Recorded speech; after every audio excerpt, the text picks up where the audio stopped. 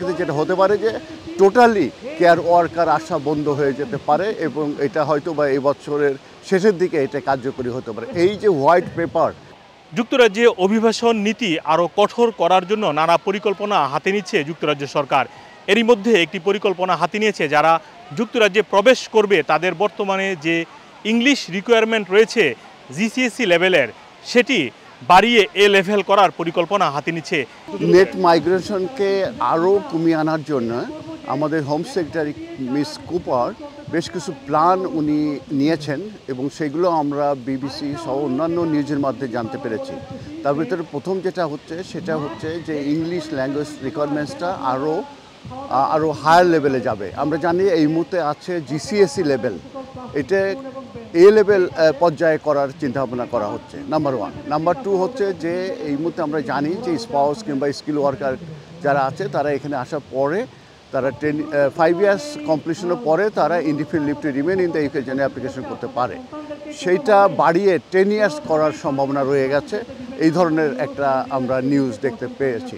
আর third যেটা সেটা হচ্ছে যে কেয়ারার ভিসা যেগুলো আছে, কেয়ারার এবং সিনিয়র কেয়ারার, এই দুটা মূলত যে টাইটেল আছে, অকুপেশন কোড আছে, এদের ব্যাপারে অলরেডি যে চেঞ্জটা আসছে যে এই ইংল্যান্ড থেকে তাদেরকে হায়ার করতে হবে এবং ওভারসিজ থেকে হায়ার করার আগে তারা অ্যাটেম্প নিচ্ছে এবং চেষ্টা করেছে। এই ধরনের এটা আরও কড়াকড়ি করার পরিপ্রেক্ষিতে যেটা হতে পারে যে টোটালি কেয়ার ওয়ার্কার আসা বন্ধ হয়ে যেতে পারে এবং এটা হয়তো বা এই বছরের শেষের দিকে এটা কার্যকরী হতে পারে। এই যে হোয়াইট পেপার যে প্রসেসটা চলছে, এটা মূলত নেট মাইগ্রেশনকে কমানোর জন্য, এবং আমি বলেছি যে 900 ছিল আগে, গত বছরে সেটা 700-এ নামানো হয়েছে।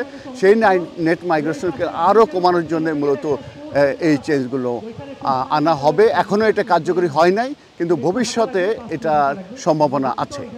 এখানে হোয়াইট পেপারটা বলতে কি বোঝানো? হোয়াইট পেপার বলতে যে এটা প্রথমে একটা প্রস্তাবনা হয়, একটা বিল হয় এবং এটা পার্লামেন্টে কিন্তু ডিসকাস হতে হবে, পাস হতে হবে, তারপর হাউস অফ লর্ডসে যাবে, হাউস অফ লর্ডস থেকে ডিসকাস হবে, পাস হবে, তারপরে এটা কিন্তু একটা অ্যাক্ট হবে এবং সেটার ইমপ্লিকেশন হয়ে থাকে। অতএব হোয়াইট পেপার মিনস যে এটা তারা ইনিশিয়ালি তারা এটার প্রস্তাবনা কিংবা এই ধরনের প্ল্যান তারা করেছে, সেটাই।